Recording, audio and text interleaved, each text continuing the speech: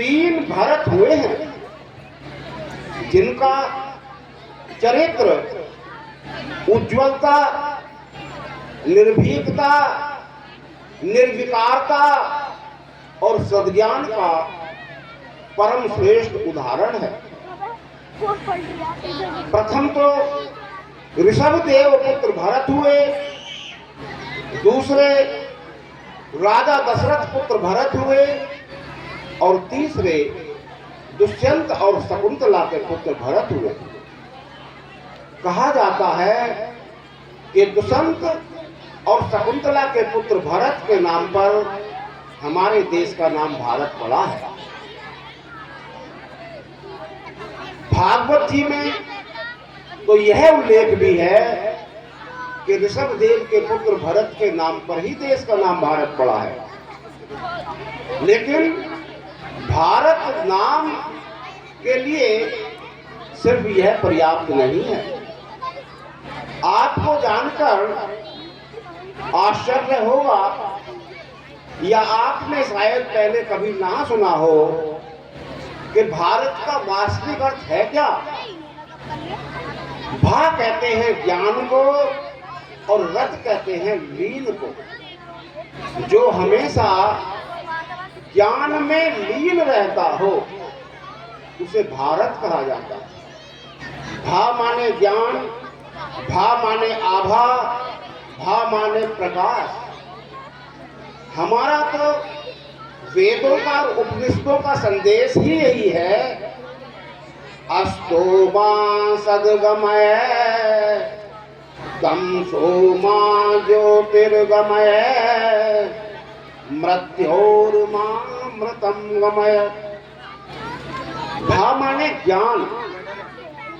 और सभ्य किसे कहते हैं? सभ्य उसे कहा जाता है जो सभा में बैठने योग्य हो। और सभा किसे कहा जाता है? सभा का अर्थ है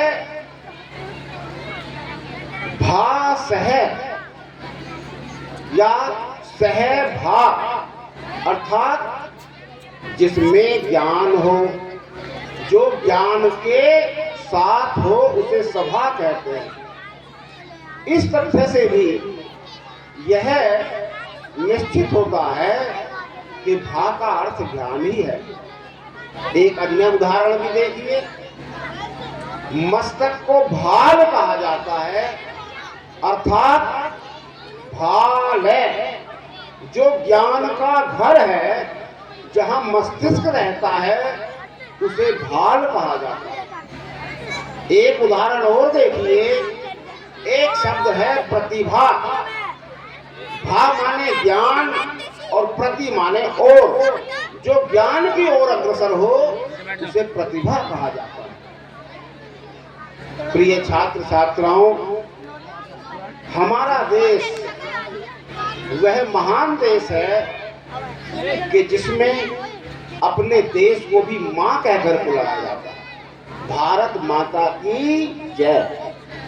आपने कभी नहीं सुना होगा कि कोई अमेरिका माता कहता हो, चाइना माता कहता हो, फ्रांस, चीन, जर्मन, जापान को माता कहा जाता हो।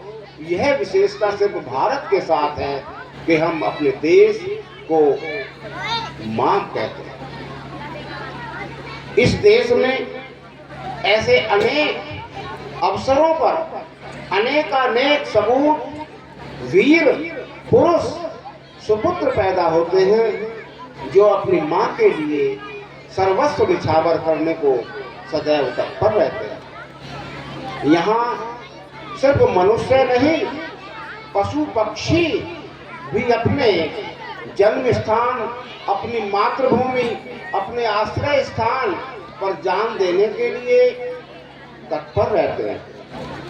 एक कथा है, किसी वन में एक बार आग लग गई थी और जब उस पेड़ पर आग लग रही थी तो उस पर कुछ पक्षी भी बैठे थे।